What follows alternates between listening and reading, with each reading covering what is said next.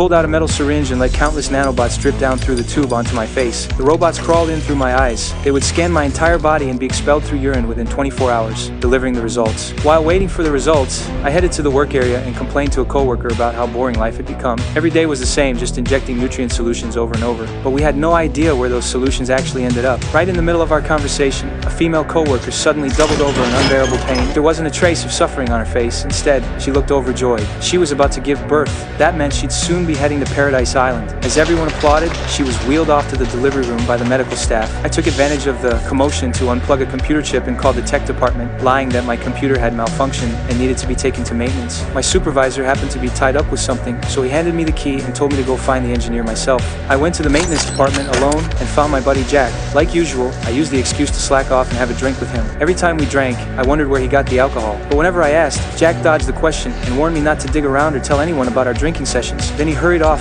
I stood there, a bit lost. That's when I noticed a butterfly. But the outside environment was supposed to be completely contaminated. No living creature should have been able to survive out there. Puzzled, I grabbed the matchbox Jack had left behind, put the butterfly inside, and brought it back to my room, keeping it in a vase. I found my girlfriend and told her everything. She was shocked and said she wanted to see it for herself. Just then, the big screen announced the latest round of lottery winners, and she was one of them.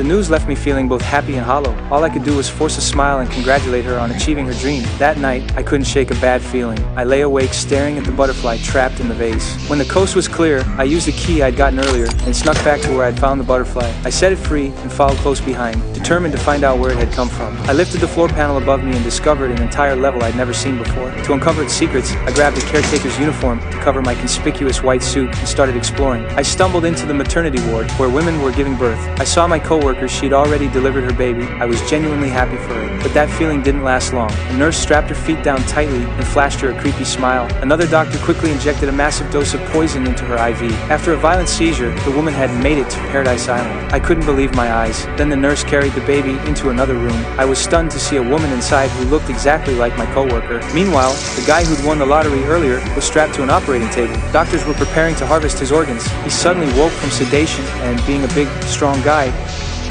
he fought his way out of the operating room trying to escape, but the guard shot him in the leg and he was dragged back inside like livestock.